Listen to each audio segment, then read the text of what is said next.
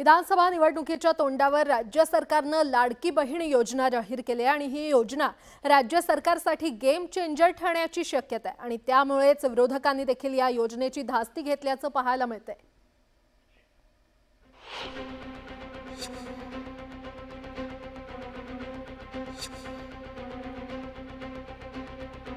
राज्याच्या वेगवेगळ्या भागात सध्या हेच चित्र पाहायला मिळतंय।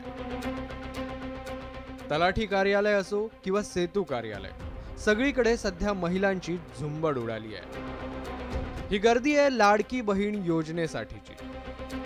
नुकतंच राज्य सरकारने या योजनेची घोषणा केली। इथे कुणी अर्ज घेण्यासाठी आलंय तर कुणी उत्पन्नाचा दाखला घेण्यासाठी।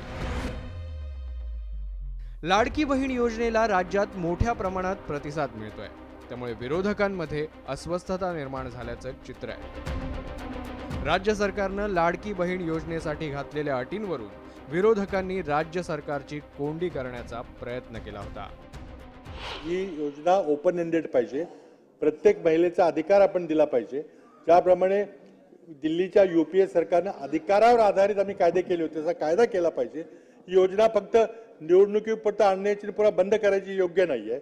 आणि त्याचबरोबर या योजनेमध्ये 21 वर्षाच्या वरील अविवाहित महिलांना घेतलेलं नाही, त्यांना वगळलेलं आहे। त्याचा काय दोष आहे? एखाद्या भगिनीचं जर लग्न झालं नसेल किंवा ती करणार नसेल तर तिला ही मदत मिळणार नाही। आणि त्याचबरोबर 60 वर्षाच्या वरच्या महिलांना त्यांना कोणी सांभाळणार नाही, त्यांनाही या योजनेतून वगळणं चुकीचं आहे। बाबा, आपल्याला नम्रपणाने मी सांगेन, आपल्याबद्दल आम्हाला पूर्ण आदर आहे। निवडणुकीपुरती योजना आणली आणि पुन्हा निवडणुकीनंतर बंद करणार, परत एकदा फॉल्स नरेटिव्ह। असं नाहीये बाबा। योजना करताना शासनाने सभागृहामध्ये जाहीर केली आणि त्याला काही कालमर्यादा नाही दिलेली की 6 महिन्यासाठी आहे, वर्षासाठी आहे। ही योजना कायम चालू राहणार आहे। त्यामुळे या योजनेला असा कृपया गैरसमज होऊ नये की ही योजना निवडणुकीपुरती आणली पुन्हा बंद होणार आहे। काही बाबी आहेत की ज्या बाबतीत आपण तारखेचा उल्लेख केला। विशेष म्हणजे लाडकी बहीण योजनेवरून मुख्यमंत्री एकनाथ शिंदे आणि उद्धव ठाकरेंमध्येही शाब्दिक जुगलबंदी रंगल्याचं पाहायला मिळालं। उद्धव ठाकरेंनी महिला आणि पुरुषांमध्ये भेदभाव का असा सवाल केला होता, तर मुख्यमंत्र्यांनी त्याला खोचक प्रत्युत्तर दिलंय। लाडकी बहीण ही काहीतरी योजना आणते, माझं म्हणणे जरूर आणा, लाडकी बहीण योजना आणा, पण तुम्ही आता मुली आणि मुलांमध्ये भेदभाव करू नका। लाडका भाऊ म्हणून पण आणा, लाडका भाऊ म्हणून पण योजना आणा आणि मुलींप्रमाणे मुलांना सुद्धा मदत करा। कारण एकूणच एवढी वाईट परिस्थिती आजपर्यंत महाराष्ट्राच्या नशिबात कधी आली नव्हती। त्याच्यामध्ये काही लोक म्हणाले, अरे बहिणींचं, लाडक्या बहिणींचं, लाडक्या भावांचं काय, असं काही लोक म्हणाले। ज्यांना सख्खे भाऊ नाही समजले त्यांचं कसं काय व्हायचं? त्यांना लाडकी बहीण योजना कशी कळायची? पण आम्ही तेही केलं आम्ही विजयराव। लाडक्या भावांचा देखील आम्ही निर्णय घेतला। अप्रेंटिसशिप 10 लाख मुलांना देतोय आम्ही, 10 लाख। हे ऐतिहासिक निर्णय आहे। महाराष्ट्रात विधानसभा निवडणुकीच्या तोंडावर लाडकी बहीण योजना लागू करण्यात आली आहे। खरं तर अशाच प्रकारची योजना यापूर्वी मध्य प्रदेश, पंजाब, पश्चिम बंगाल आणि कर्नाटकात राबवण्यात आली आहे।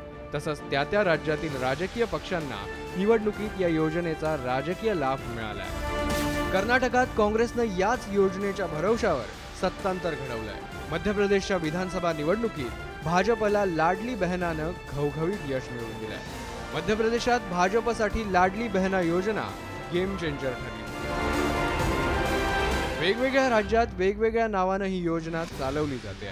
या योजनेत महिलांच्या बँक खात्यात दरमहा ठराविक रक्कम राज्य सरकारकडून जमा केली जाते।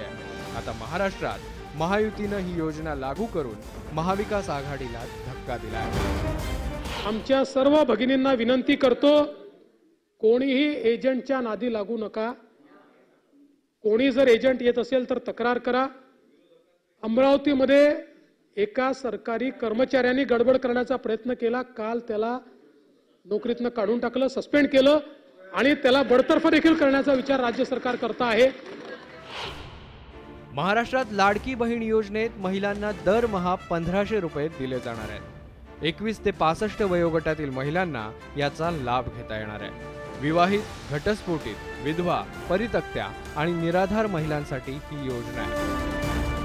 राज्यात विधानसभेची निवडणूक तोंडावर आहे. विधानसभा निवडणुकीचं गणित डोळ्यासमोर ठेवूनच सत्ताधारी महायुतीनं लाडकी बहीण योजना लागू केली आहे. वेगवेगळ्या राज्यातील या योजनांचा अनुभव पाहता लाडकी बहीण योजना महायुतीसाठी गेम चेंजर ठरण्याची शक्यता नाकारता येत नाही. Bureau report, news 18 Lokmat. यासोबतच इतरही काही महत्त्वाचे रिपोर्ट्स आपण पाहणार आहोत. तुर्तास एक छोटासा ब्रेक घेऊन लगेचच परत येतोय. पाहत रहा न्यूज 18 लोकमत.